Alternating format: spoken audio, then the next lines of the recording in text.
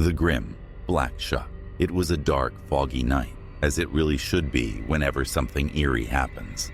I was walking from my dad's house over to my mom's. I'd had a fight with my dad about something, the topic of which I've since forgotten, and realized at 17 years old that I was old enough and capable enough to walk alone back to my mom's house instead of stewing in my room at dad's. Besides, both of my sisters were asleep already, so I wasn't worried about them not getting their homework done or needing help with dinner. No, my self-appointed duties were done for the evening, and the only thing that stood in between me and the relative freedom of my mom's house was a brief walk around the lake. A simple walk through the deep, dark night. So dark I could barely see the streetlights that were supposed to mark my path, let alone any friendly stars or moon above. A walk I was making alone, with little notice to my mom and none to my dad. I tried not to let the ambient drone of the night bother me as I made my way over. My path would take me down my dad's heavily wooded road, onto the lakefront, and slowly around its perimeter. It could be intimidating even in broad daylight. Starting down my dad's lonely gravel road, every little crunch or skitter in the dark made me jump. Although I was familiar with the crunch of little critters scampering around the woods, I was still inexplicably certain that danger hid just outside of view. Nonetheless, I continued. I refused to look anywhere outside of the halo of relative safety that my flashlight beam provided. I'd made it down my dad's road, empty expanse of the lake blooming into view in front of me, when my flashlight caught the glow of an animal's eyes. In the dark, just ahead of where I stood, off my dad's road and to the right, there was a beast. I froze, startled by its piercing eyes, and watched in awe as a huge dog emerged from the woods.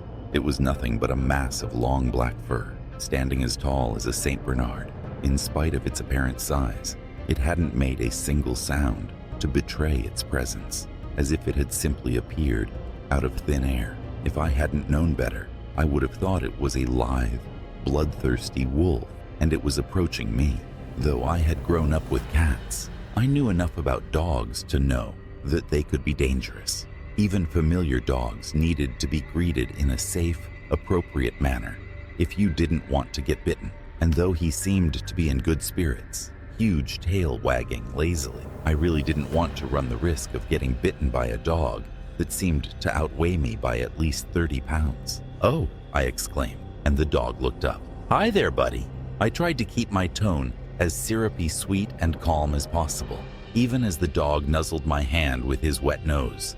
He pushed his head into my palm, and I was shocked by how warm and soft it felt. We were standing outside on a cool spring night, with heavy fog spilling off of the lake and obscuring the world around us. Although there was some dew that had collected on the edges of his fur, he was otherwise warm and dry. I could have almost curled up right there on the road, resting my head on the dog and telling him all my troubles. The dog seemed to agree with my thoughts and swished his heavy black tail across the ground in a gentle, placid wag. We stayed there for a moment, the dog wagging his tail as I cooed at him and patted his head, until the reality of our surroundings broke through our pleasant little meeting. A branch snapped in the woods nearby, and we both snapped our heads up in response. The dog seemed immediately tense, sniffing the air and hunting for the cause of the sound. I knew logically that I should have been wary of an unidentified dog getting skittish, as one wrong move could lead quickly to a vicious bite. If he thought in his little dog brain that I would stand in the way of him hunting, or somehow posed a threat to him, I would be dead meat for sure. But I felt no fear. In fact, I felt somehow calm, protected. The dog wandered a few steps away and turned in a circle, whining and glancing at me. I wasn't sure if he was nervous about a creature approaching us, or knew he had to return to his own home. But whatever troubled his canine mind, it kept him moving. I had to keep moving too. "All right," I called, drawing the dog's attention again. "Good night, bud." With that, I turned and continued on, walking towards my mom's house. And as I quickly realized, so did the dog. I stopped again, as did the dog. I sighed. "Aw, come on, man." I whined slightly as I hunched over, offering him two-handed pets that set his tail thumping against the ground once more. I didn't want to shoo the dog away, but I also didn't want to lead him away from his home. "Where are you from?" I asked, gently pushing aside the fur on his chest to look for a tag, but I found no tag. In fact, I found no collar at all. The only thing I found as I searched his thick fur for identification was a very happy dog who mistook my examination for a wonderfully thorough petting. I pulled my hands away, crossing them in front of me as I examined the dog once again. He was too well cared for to be a stray. Long fur neatly cut away from his eyes, so clean that he didn't smell a bit, not even like wet dog, which was strange in light of the damp air. The dog stared back at me. He circled himself once again, looking towards my mother's house across the lake before sitting obediently in front of me. I felt like I should have been wary of the massive, unfamiliar, completely unidentified dog that had found me all alone in the dark. At best, he could have been a beloved pet that was missing in action. At worst, he could have been rabid, but I was calm and far more comfortable walking with a cheerful dog than by myself. So I decided, just for the time being, that he was simply a new friend. All right, I relented, and the dog stood in anticipation. Let's keep going. I started walking again, accompanied by my new travel companion. Walking together through the night was a much more peaceful experience than walking alone had been. In fact, it was almost a nice walk. The dog wandered around the street as it walked with me, trotting ahead to scout the way, and looping behind me to investigate weeds on either side of the road, coming up to my hand occasionally for more pets. I hadn't considered myself a dog person before then, but walking along with the dog on such a night was starting to make me doubt that. I'd walked the road around the lake at night before and knew how intensely unsettling it could be, even in the best company. If I was alone, I know for a fact that I would have been positively sprinting to my mom's house, yelping at every little sound and praying that no wild animals, or worse, would find me. Bitter experience from living in the woods my whole life had taught me that even a deer could be a terrifying foe in the right situation. But there were no foes that night, no sound that he wouldn't investigate and send away. I had never felt so safe, especially not in the presence of a large animal. It was truly an excellent walk. Before long, we had made it within spitting distance of my mom's house. We only had to pass by one more thick cloche of trees, and we'd be home. I was triumphant and grateful to my canine friend, but also felt a creeping distress. I had no idea how I was going to part ways with the dog, and even less of an idea how I would explain to my mom that I had street adopted a 170-pound dog that looked like it would take our entire couch as a dog bed. I also wasn't sure how the dog would react to either situation, if one choice or the other would sour its helpful disposition. Then again, the dog was friendly and seemed to be somewhat trained. Maybe he would wait outside while I discussed what to do about him without scaring the two cats inside the house, as well as my mother, half to death. Okay, buddy, I began, eyeing the outdoor stairs to my mom's deck. Let's see if we can. In an instant, the dog's mood changed. It froze, staring into the trees with an eerie determination. I stopped too. I couldn't tell what had gotten the dog's attention, but whatever it was, it had my new friend completely locked in. I peered into the woods, wondering if it was a bear or something, only for the dog to slide in front of me. He placed himself between me and the trees, a low growl rumbling out of his mouth as he stared into the darkness. Goosebumps erupted all over my body, and ice flooded my veins, although it was not lost on me how dangerous the growl of a strange dog could be. What scared me more was the idea of what he could be growling at. Buddy, I asked, taking a small step back. The dog paced in front of me, eyes still locked on the woods. I took another step away from him, towards my mom's house. Is everything okay?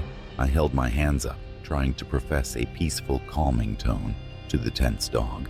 The dog stopped growling and looked over its shoulder back at me. His tail wagged slightly, but only once. He had a look in his eyes that I never realized dogs could have. He looked deeply sad, almost wistful, not guilty, like I'd seen in clips of dogs breaking vases or causing other trouble, but sort of forlorn.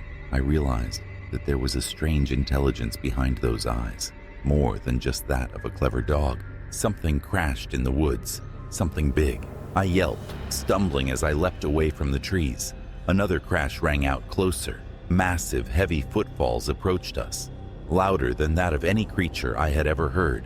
No deer, no bear on earth could make the trees shudder like they did, trembling with every crash. And before I could recover, the dog responded. He barked, a huge booming bark, 1,000,000 times louder than the crashing in the woods. It scared the life out of me. I took off, sprinting towards my mom's house. All the advice I had ever been given told me not to blindly run away from a predatory creature for fear of it giving chase. But panic told me to run until my legs gave out. Mom's house was close, and I was very fast. Nothing about the situation was ideal, but I was willing to bet that in a short sprint like that, I could have even outpaced a bear. But it wasn't a bear that the dog was now barking its head off at, somewhere behind me. I heard a creature respond, a bone-chilling howl that I can't place even to this day. The dog barked a few more times before the sound of claws beating the pavement and furious panting told me that the dog was following me home. He wasn't the only one. Slow, booming footfalls chased us the short distance to my house. The ground beneath me shook with each step, causing me to stumble between strides. The dog appeared again at my side as I wobbled, nudging me back up and yapping at the monster behind us. By the grace of God and the black dog, I reached the steps before the creature reached me. "Mom!" I shrieked, taking the crumbling cement stairs 2 at a time. "Mom!" I ripped the door open, my mother yelping in surprise from her perch on the couch. "What are you doing?" she started to ask. I cut her off. "Mom, call animal control. There's some huge animal out there, and it's coming towards the house." Darting into the back hall, I found what I was looking for. A brief, powerful interest in archery had provided me with the only weapon in the house. I'd never shot at anything but a stationary target before, but in that moment I was convinced that landing a shot on the monster chasing us was the only chance I had of saving my dog. I returned to the living room, clutching my bow and quiver of recreational arrows like it was my lifeline. "Not the dog, though," I corrected, ignoring my mom's bewildered stare. "They need to stop the other thing." "What dog?" Mom asked as I ripped the front door open. "What other thing? Just call them." I pushed through the storm door, ready to jump to the defense of my new companion. I emerged on our stoop, scanning the road in front of our house for a huge black dog fighting a giant, unknowable monster. But there was nothing. The night was still. The monster was nowhere to be found. Not that I had been able to see it in the first place. There were no broken branches or disturbed foliage, no sign that it had ever been there at all. I looked over the railing, hoping to see the dog sitting at the base of the steps, but no, he was gone too. Mom joined me, peering into the night and frantically questioning me about what I had seen, asking me where it had gone, but I had no answer for her. I never saw the dog again. I asked around, interrogating the other members of the lake community about their dogs and any other canine creatures they may have encountered, but none had ever seen the dog that I met that night. Some suggested that it could have been a stray, or the faithful companion of a visiting acquaintance, but no one could recall such an acquaintance visiting in recent months. Others thought it was a protector, a spectral guard that came to my aid before I ever knew I needed it. Still, others thought I was a liar and made up the entire encounter. But I know what I saw, and I hope that wherever the dog is now, he's safe and happy and getting a lot of excellent pets from whoever he decides to help.